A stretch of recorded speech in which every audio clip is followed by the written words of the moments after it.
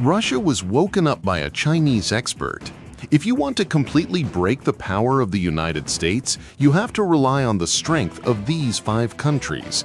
Each of them is very important to Russia. So who are these 5 countries? First of all, the relationship between North Korea and Russia is the first country to develop. It has been quite solid since the Soviet era. After the end of the Korean War in the 1950s, the Soviet Union gave great support to North Korea. In that era, the Soviet aid received by North Korea can be described as a donation. In addition to directly assist in financial resources, weapons, and equipment, it also helped a lot of industries and heavy industries.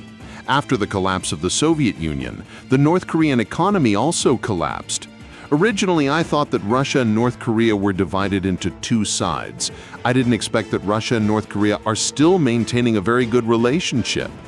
According to the mainstream view of the current world military academia, Russia needs North Korea to store a lot of so-called terrifying ammunition to provide some tight Russian troops to the front line.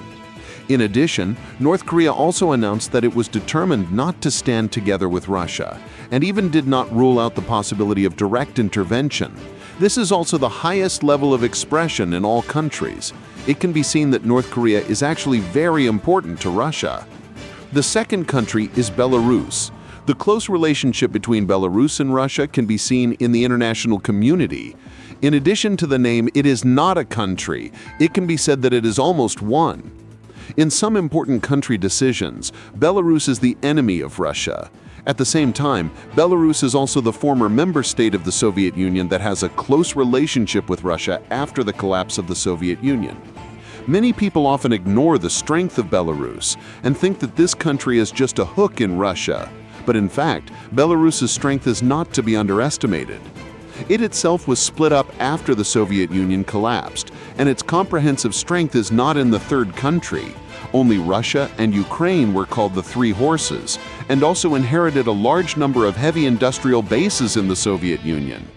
Although in the 1990s, these bases were tormented by the United States and the West, but with the help of Russia, there are also signs of recovery.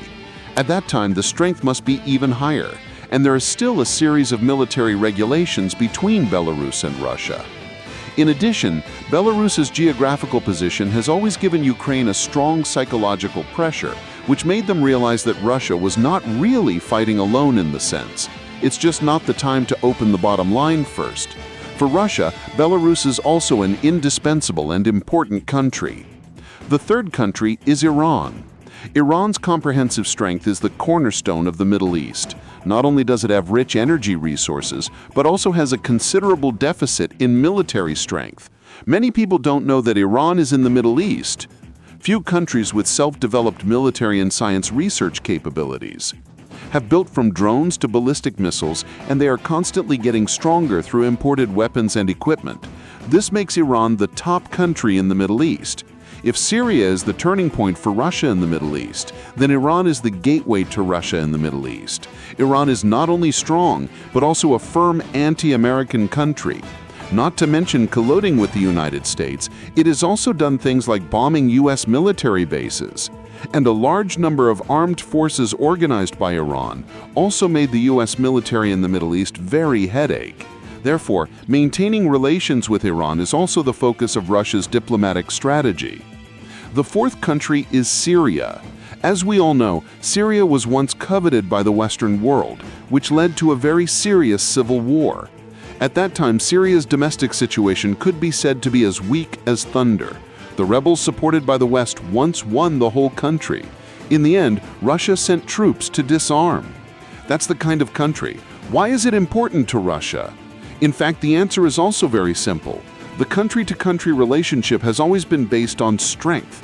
If Russia is not important to Syria, they will not send troops to help the Assad regime. The most important place in Syria is the geographic strategic position. In fact, Russia is a jump board for the entire Middle East region. It also ensures that the Middle East will not fall into a strategic point in the hands of the US and the Western world. For Russia, which is close to the Middle East, this is very important. If the United States really controls most of the Middle East, it means that Russia's southern area will always face extreme threats.